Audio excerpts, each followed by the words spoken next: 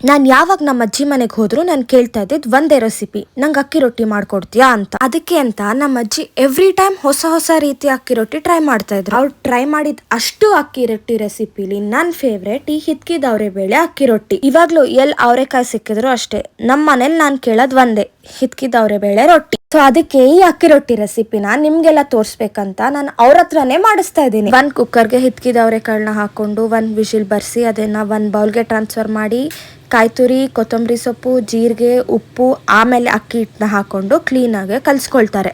ಯಾರಿಗೆಲ್ಲ ಅಕ್ಕಿ ರೊಟ್ಟಿ ಇಷ್ಟ ಅಂತ ಕಮೆಂಟ್ ಅಲ್ಲಿ ತಿಳಿಸಿ ನಂಗೆ.